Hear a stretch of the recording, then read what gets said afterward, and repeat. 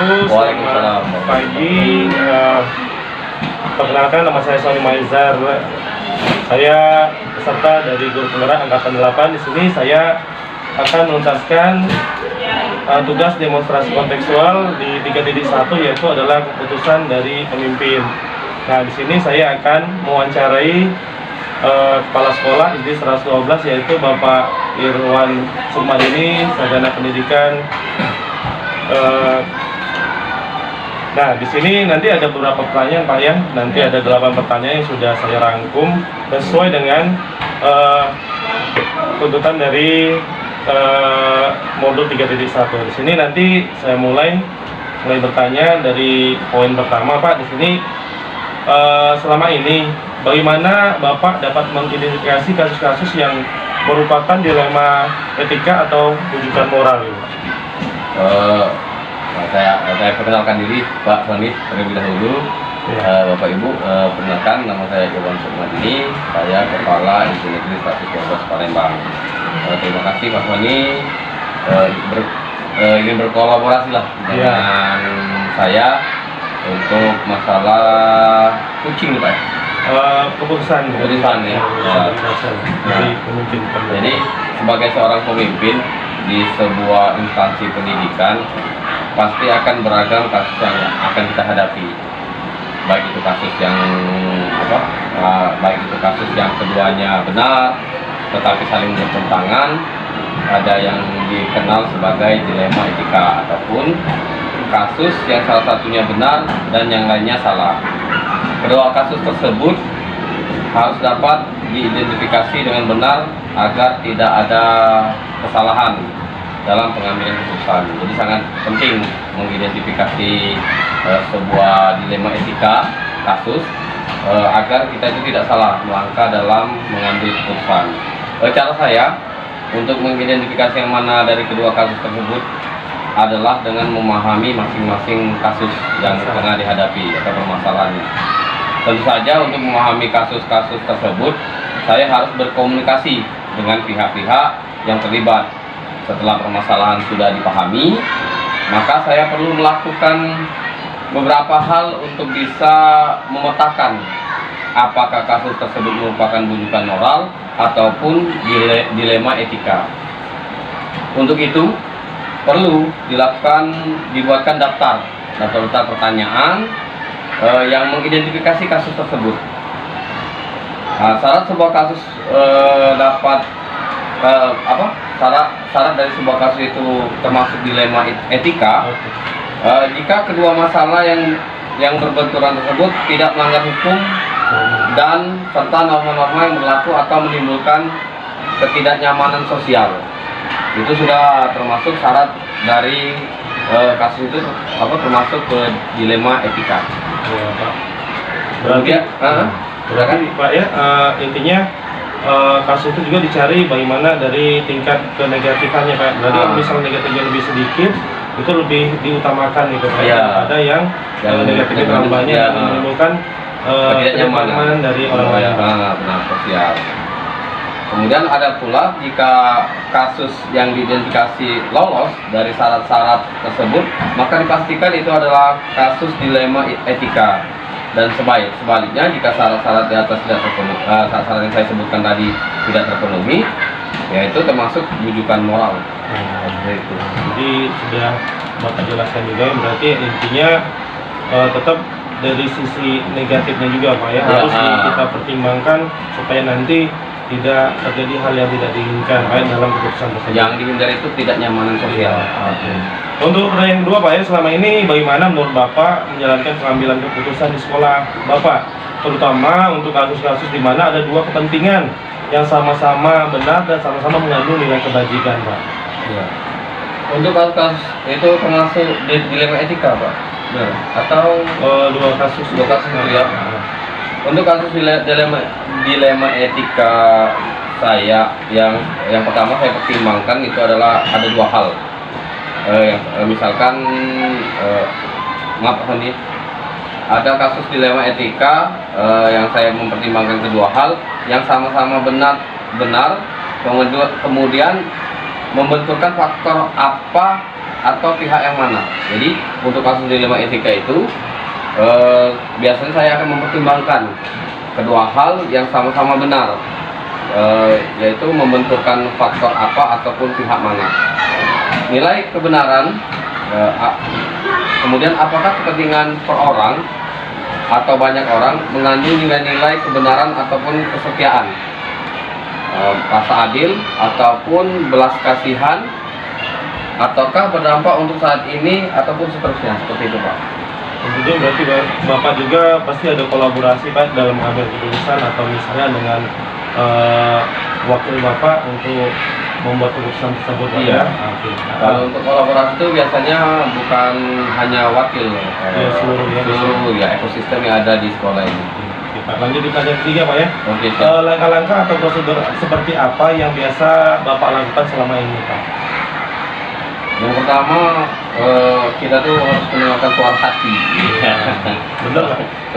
Suara hati, kemudian nalar, harus berjalan untuk memilih kebenaran yang paling kecil mudaratnya dan besar manfaatnya, dengan mempertimbangkan kepentingan peserta didik jika kasus itu berhubungan dengan peserta didik, berdasarkan pada prinsip berpikir berbasis hasil akhir.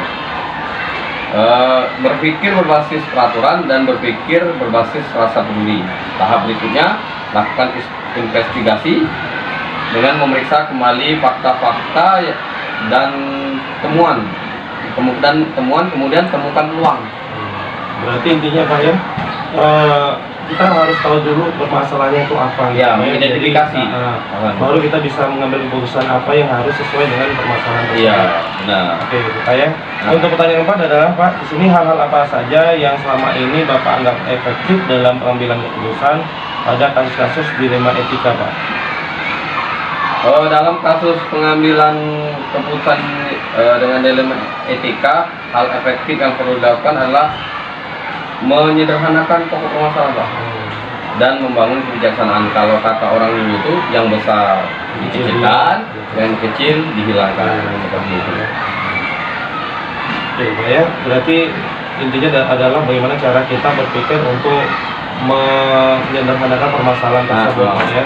Untuk poin 5 Pak, di sini hal-hal apa saja yang merupakan tantangan Pak dalam pengambilan keputusan pada kasus-kasus dilema etika, Pak? Yang pastinya kalau pengambilan keputusan dilema etika itu Pak, Pak Sony, yang pasti itu kita hidup, apalagi di instansi seperti ini, ada pro dan kontra. Ada yang keputusan kita ambil itu mungkin akan pihak-pihak yang tidak dapat menerima sepenuhnya, mungkin ada yang protes untuk dapat memahamkan sebagian orang untuk secara ikhlas menerima dan menjalani keputusan. Jadi menjadi sebuah tantangan seperti itu Pak Sony.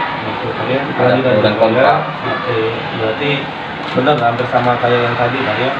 Untuk menyederhanakan bagaimana permasalahan tersebut.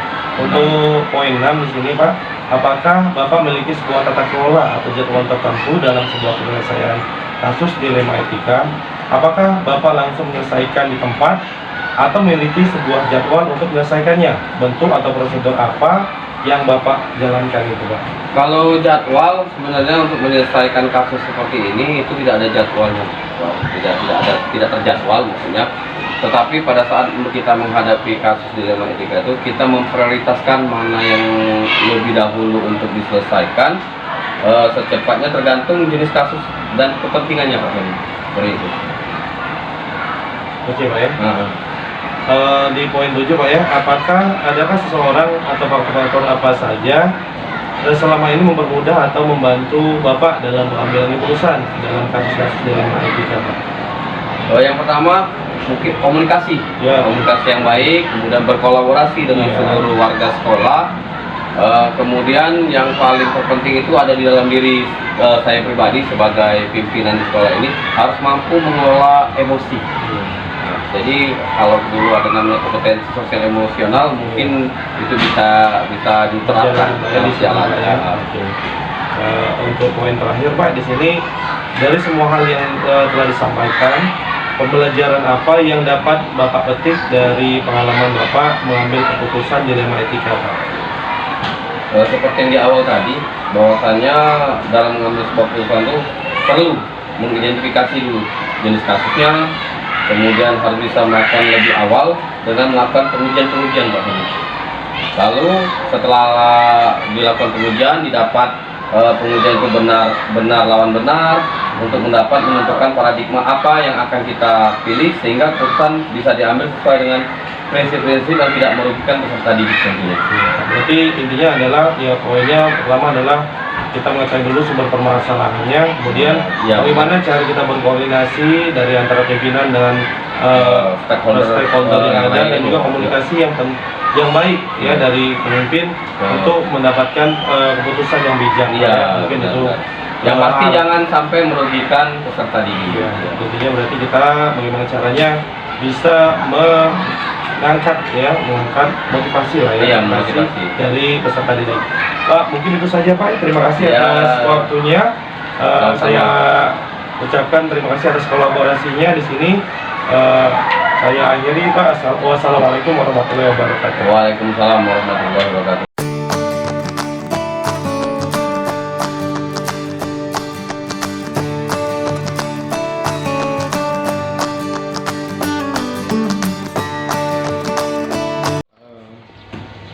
Assalamualaikum warahmatullahi wabarakatuh. Selamat pagi. Di sini kenalkan nama saya Sony Maizar. Di sini saya peserta CGP Angkatan 8 Kota Palembang akan mengadakan sesi wawancara untuk pembelajaran modul 3.1 yaitu adalah keputusan dari pemimpin. Dan ada beberapa pertanyaan yang akan saya tanyakan tentunya kepada kepala sekolah, dan saya perkenalkan di sini yang saya wawancari adalah Ibu Novilia Sari, yaitu sebagai kepala sekolah di SD 118 tempat saya bertugas. Oke, selamat pagi Bu. Pagi Bu ya. Di sini nanti saya akan bertanya, ada 8 pertanyaan Bu yang sesuai dengan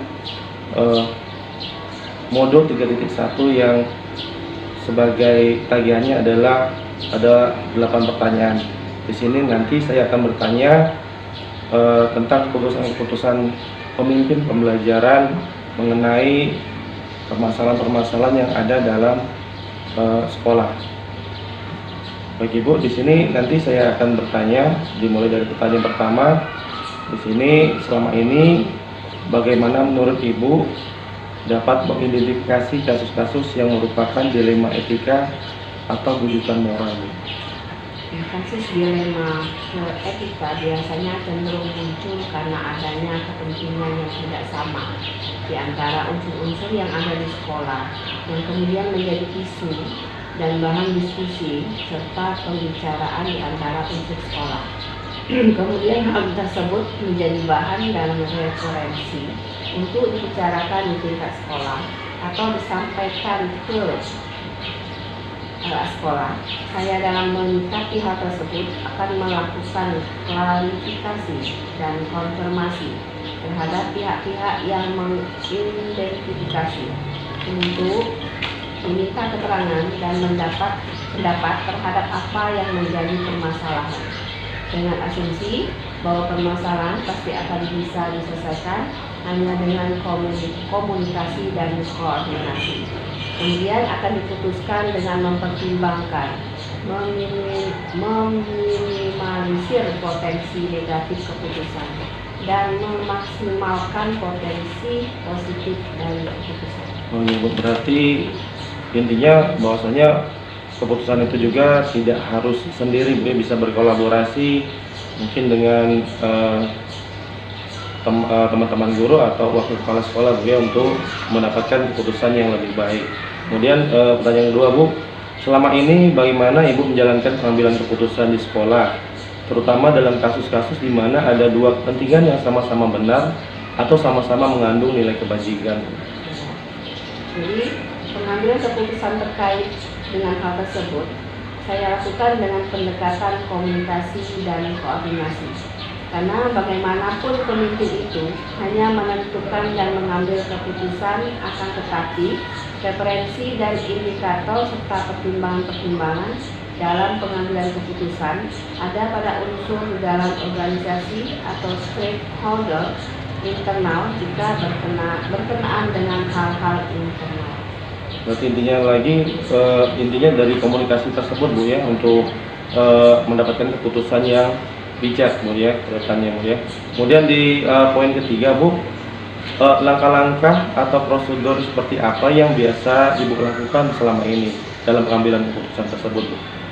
Ya, prosedur yang saya lakukan adalah menentukan kasus tersebut berkesesuaian dengan job unit kerja apa, kemudian melakukan koordinasi dan menjalin komunikasi dengan unsur-unsur yang terkait dalam unit kerja tersebut, meminta pandangan-pandangan dari unsur yang ada yang nantinya akan menjadi dasar dan pertimbangan pengambilan keputusan. Ya, berarti tetap dia hampir sama seperti yang pertanyaan sebelumnya. Tentunya baik lagi keputusan itu diambil bukan sepihak ya, tapi masih tetap ada unsur-unsur yang ditimbang sesuai dengan bagaimana cara dan juga apakah negatifnya itu sedikit gitu ya, jangan sampai nanti negatifnya terlalu banyak dan juga menimbulkan ketidaknyamanan dari penerima keputusan tersebut ya. Kemudian yang keempat, hal-hal apa saja yang selama ini Ibu anggap efektif dalam pengambilan keputusan pada kasus-kasus dilema etika Bu? Jadi hal-hal yang efektif dalam pengambilan keputusan adalah senantiasa menjalin dan menjaga keberpihakan melalui kebersamaan dan komunikasi dengan unsur pimpinan, terutama yang dapat memperkaya referensi kita dalam memutuskan kasus dilema etika. Selanjutnya Bu ya, pertanyaan kelima di sini, hal-hal apa saja yang selama ini merupakan tantangan Bu dalam pengambilan keputusan pada kasus-kasus dilema etika Bu? Tantangannya ada pada tataran menyesuaikan diri terhadap keputusan yang sudah diambil, yang tidak mungkin bisa memuaskan kedua belah pihak. Akan tetapi, paling tidak meminimalisir kekecewaan karena proses pengambilan keputusan sudah dilakukan dengan melibatkan unsur-unsur yang relevan yang ada di sekolah. Ya. Untuk soal nomor 6 Bu ya, apakah Ibu memiliki sebuah tata kelola atau jadwal tertentu dalam sebuah penyelesaian kasus dilema etika? Apakah Ibu langsung menyelesaikan di tempat atau memiliki sebuah jadwal untuk menyelesaikannya? Bentuk atau prosedur seperti apa yang Ibu jalankan itu? Untuk jadwal tertentu itu tidak ada. Akan tetapi, substansi dan urgensi sangat diperhatikan di dalam menyelesaikan permasalahan. Karena penyelesaian permasalahan semakin cepat, maka akan semakin baik dalam rangka menjaga harmonisasi dalam lingkungan kerja. Berarti diambil dari mana tingkat urgentnya Bu ya? Kalau misalnya belum urgent berarti dipilah-pilah dulu mana yang paling tepat untuk melakukan keputusan tersebut. Untuk soal nomor 7 Bu ya, adakah seseorang atau faktor apa yang selama ini mempermudah atau membantu Ibu dalam pengambilan keputusan dalam kasus-kasus dilema etika Bu? Yang seseorang atau faktor-faktor yang mempermudah dalam pengambilan keputusan sesungguhnya tidak ada yang khusus. Akan tetapi, pelibatan unsur-unsur internal sekolah sering dilakukan untuk memperkaya referensi dan informasi. Ya, Bu. Terakhir Bu ya, soal terakhir di sini soal nomor 8-nya, yaitu dari semua hal yang telah disampaikan, pembelajaran apa yang dapat Ibu petik dari pengalaman Ibu mengambil keputusan dalam dilema etika Bu? Nah, yang pertama itu memahami konteks permasalahan. Yang kedua, koordinasi dan komunikasi sangat penting adanya karena selain untuk menjaga harmonisasi lingkungan kerja, juga untuk memperbanyak referensi. Oh ya, Bu ya, berarti intinya balik lagi dari bagaimana cara kita berkomunikasi Bu ya, kemudian mengetahui konteks permasalahan dan juga intinya adalah urgenitas dari permasalahan tersebut. Mungkin itu saja Bu yang bisa dipertanyakan dalam tugas ini. Saya ucapkan terima kasih atas waktunya Bu. Saya akhiri, wassalamualaikum warahmatullahi wabarakatuh. Waalaikumsalam. Terima kasih Bu ya.